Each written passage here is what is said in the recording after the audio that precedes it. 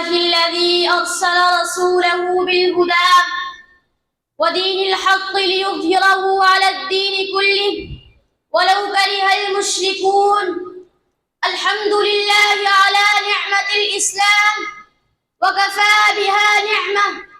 الحمد لله الذي جعلنا من أمة محمد وجعلنا موحدين مخلصين له الدين، وأشهد أن لا إله إلا الله وحده لا شريك له، وأشهد أن محمدًا عبده ورسوله صلى الله عليه وسلم وعلى آله وصحبه أجمعين.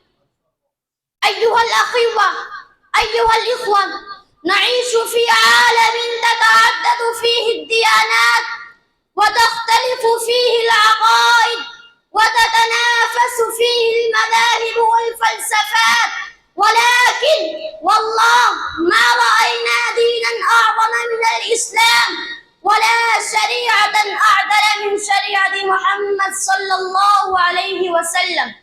أيها الحضور الكريم، هويتي لا تستمد من لون ولا جنس ولا نسب، بل من قوله تعالى: وسماكم المسلمين، ما أعظمه من نداء وما أشرفها من تسمية.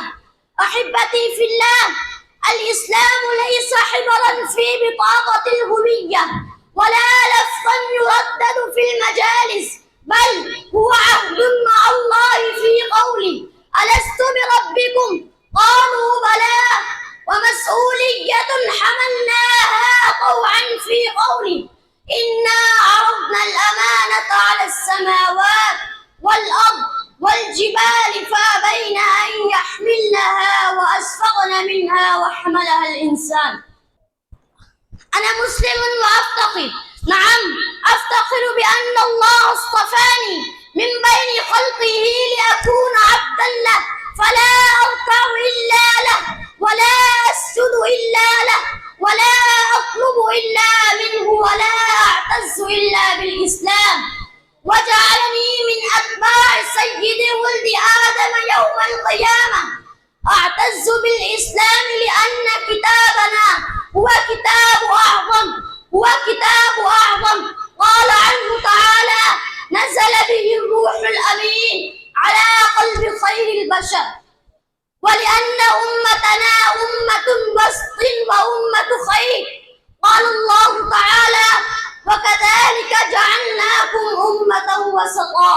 وقال أيضا: كنتم خير أمة أخرجت للناس تأمرون بالمعروف وتنهون عن المنكر. أحبتي في الله، فينا عدل عمر نقيم به القسطاس ونحمل الأمانة ونفتخر أننا نحيي سيرته. فينا الدقة والضبط كالبخاري، نحفظ سنة رسولنا صلى الله عليه وسلم ونفتخر أننا حماة الحديث.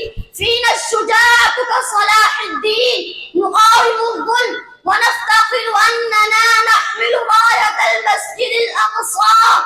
والحمد لله على أننا أمة عظيمة لا تموت، فيها القادة والعلماء والمجاهدون والمصلحون والمبدعون.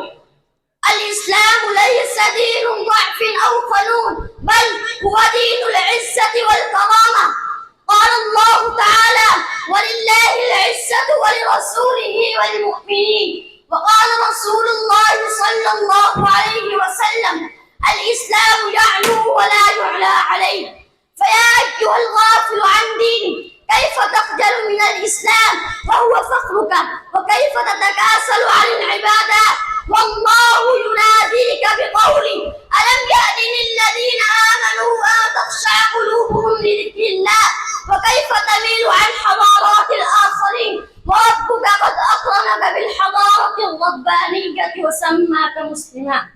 أنا مسلم ولي الشرف، أنا مسلم ودين العدل والسماحة، أنا مسلم وقرآني قبلة فكري وسنة نبيي لبراس سلوكي. فلنرفع رؤوسنا بالإسلام ولنعتز بقيمنا ومبادئنا ولنصلح بها بها في كل محفل. وآخر دعوانا أن الحمد لله رب العالمين.